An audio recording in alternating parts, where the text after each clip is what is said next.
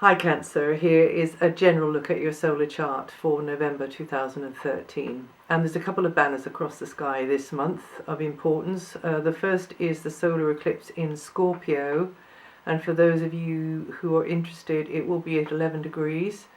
It'll mostly be affecting it'll affect most strongly the fixed signs, or those who've got a personal point or a planet in a fixed sign. But because we can't know that doing this kind of sun sign astrology, it's still going to be affecting the other signs as well, but in a diminishing kind of a way. However, it's still there. For you, this solar eclipse is going to be happening at a very good angle to your sun sign, and it will also be conjuncting with Saturn, Mercury, and the North Node in your solar chart.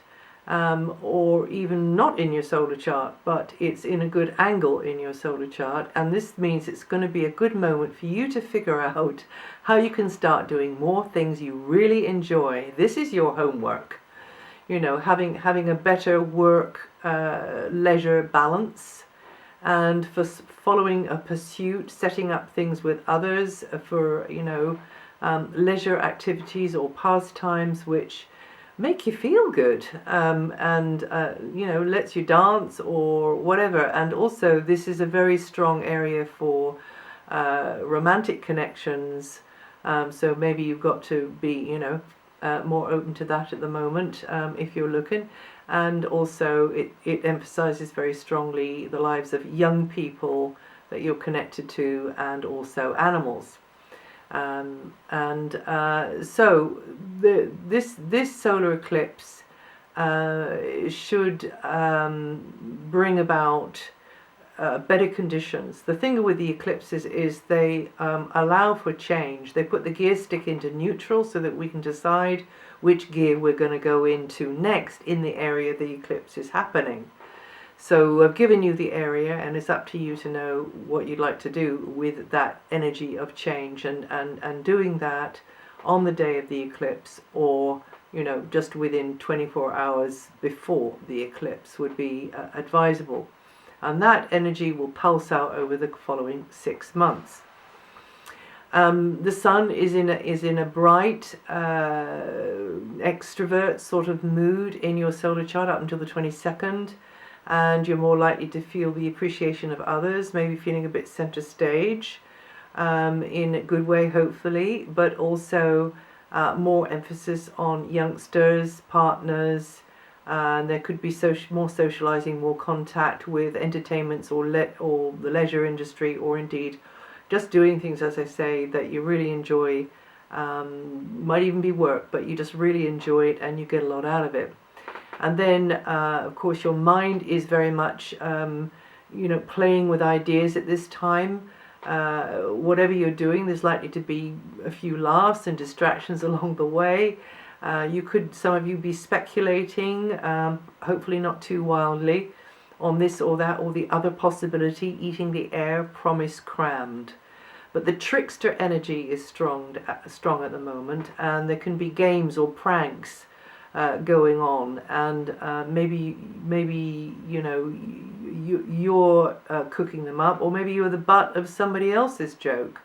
But however it is, it really should be mischievous and no more than that.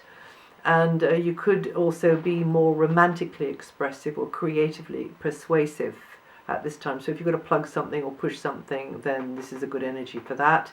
Good energy for playing games as well. Mercury is retrograde up until the 10th, but then goes direct after that. And then until the 5th, Venus's position shows teamwork is going to be favorably highlighted, and you'll probably be happy to cooperate with somebody else, or somebody is making their services available to you, or you're making your services available to them. This is the area of work and health, so for either of those reasons there. And you're more likely to have a reasonable interaction with such people. In fact, as I say, teaming up with somebody, both of you rolling up your sleeves together and getting whatever it is, done, can be a good idea, and socializing or even a romantic connection could be happening in this type of mundane, sort of everyday chores or health related environment. But then the second big banner across the sky is from the 7th. Venus begins its long transit of your opposite sign, Capricorn, and this is going to be going on till next March. So that is a mega transit for Venus, who usually skips in and out of signs, once every round about 3 weeks, 3 to 4 weeks. Venus is in her favourite place as well. She'll be in her favourite place, functioning, operating really well out of that place in your solar chart for all that time.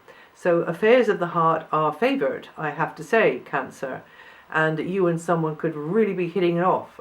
You could be bonding. There could be a real close rapport with a certain someone. And doesn't matter whether this is for personal reasons or for business type reasons.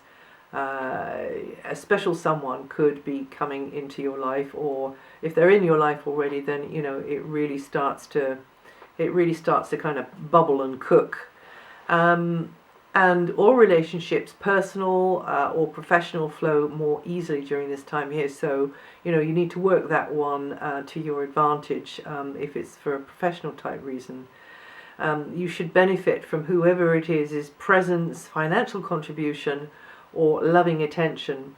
And working one-to-one or in a team can bring useful resources, financial and otherwise, in your direction, Cancer.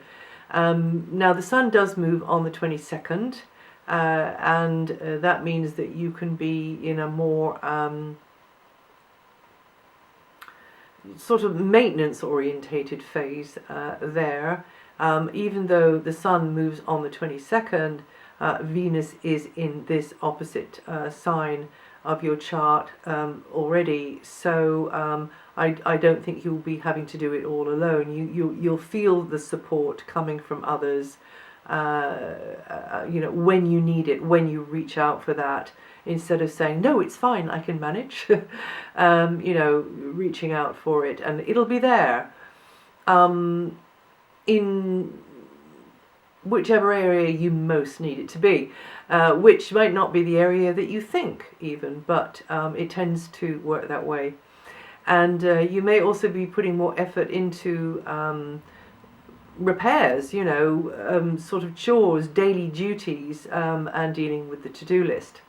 Now Mars is going to be in your solar communications area, and it just means that social life can be pretty demanding with Mars here. Maybe it's for work reasons or other reasons, just sociable reasons. But anyway, you are very much in the stream of information exchange. Maybe some of you toing and froing more, maybe some of you on the net more, maybe some of you just mixing and mingling more, and meeting and greeting. You have the urge to get things off your chest, though. There could be a reason for that. There could be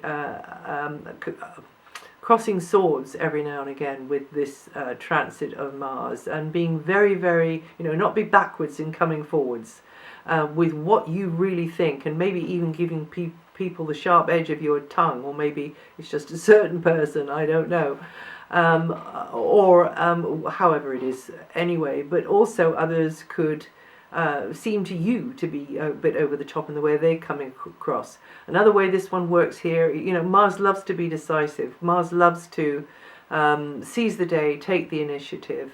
So you don't want to be hanging around sort of waiting for others to make up your mind.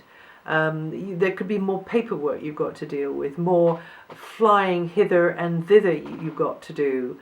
And you definitely feel as though, you can be more opinionated with Mars here, and you just feel you want to be proactive. You put a lot of drive behind communications, educational type matters, but also some of you could be successful through speaking, writing, creative self-expression, media, promotions, and just speaking up for yourself, really.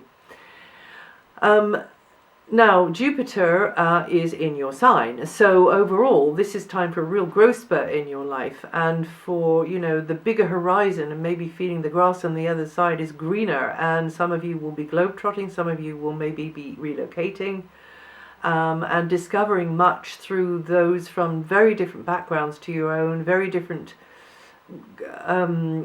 education to your own, and you will be on quite a learning curve, I think.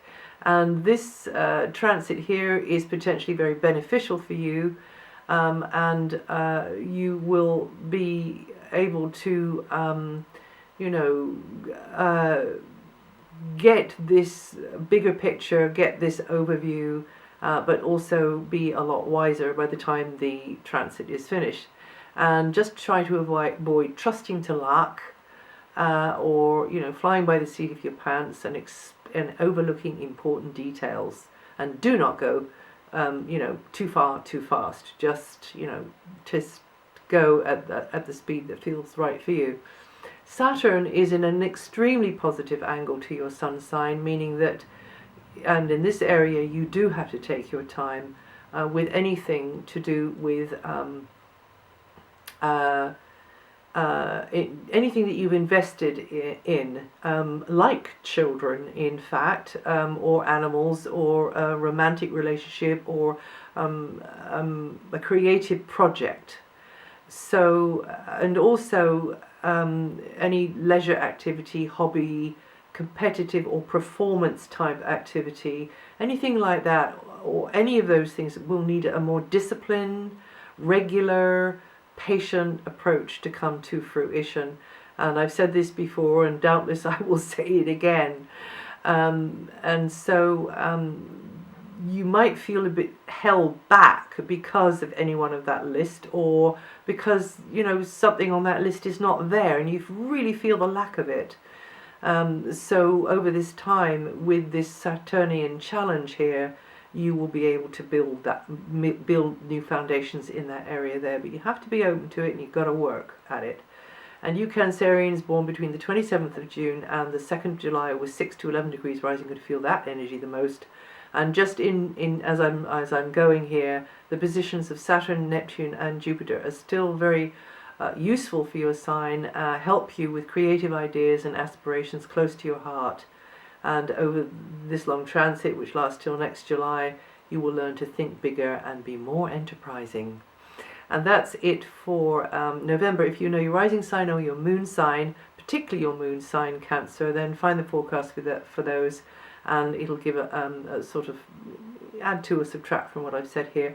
And also, if you want to have a look on my website, I update that, the positions of the outer planets, you might be interested. And I'll see you the next time.